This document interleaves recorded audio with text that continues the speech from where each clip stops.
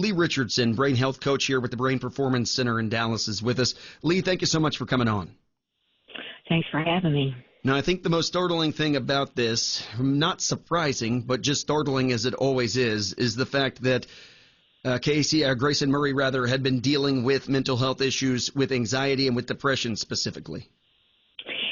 That is startling. And you know what's even more surprising is suicide is the fourth leading cause of death for the people in the 15 to 29-year-old bracket, and he was just 30. I know. And, there's a lot of pressure on athletes with all the attention they get. How common is it for athletes? Maybe they're not talking about it, but is anxiety, maybe depression common within professional athletes? I think it is, because when your job is to perform, that's your job, to get out there and perform. Well, I mean, look at Simon Biles. She just said, I need a break. I need a mental health break. And she took some time off because, you want to please. You set very high expectations for yourself, for your community. The little bit that I read about the golfing community was so strong. It's so tied together. And when you don't feel like that you can hit your goals, that you're disappointing yourself, you're disappointing everyone else, it leaves you in a state of hopelessness. We're speaking this morning with Leigh Richardson, brain health coach here in Dallas. We're talking about the death of Grayson Murray, professional golfer believed to have took his own life over the weekend here in the Metroplex. Now, his family had said that while he did battle depression and anxiety, they did not expect this to happen at this time or really at all. They thought that he was back on track in a sense. Not that he was out of the woods. Of course, this is something that he would have to battle for his entire life. But those ups and downs and the family not necessarily knowing this would happen when it did, that's all very common, correct? It is, and I think his family made a great point that he was loved. He was loved by his brother, his sister.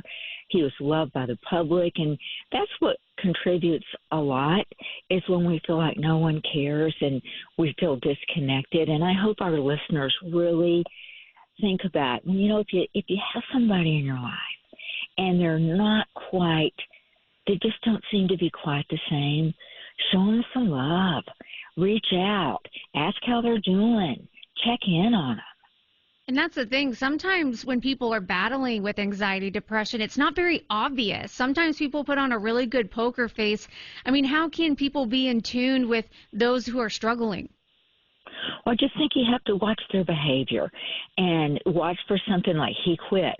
Now, with the heat out there, I wonder, the body keeps score of everything going on in the brain.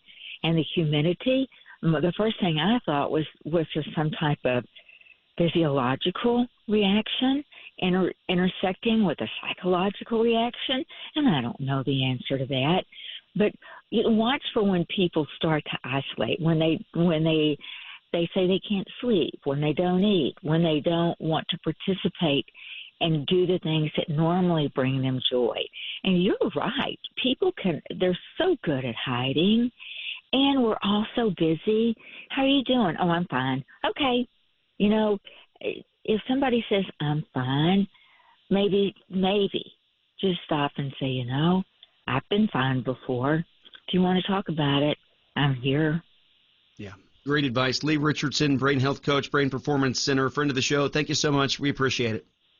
Thank you. Leigh Richardson joining us this morning as we discuss the death of Grayson Murray, who took his own life. And again, spreading knowledge about mental health issues, not only here in North Texas, but across the country. Certainly nothing good out of that death, but if something was to be taken from it, awareness, we certainly can.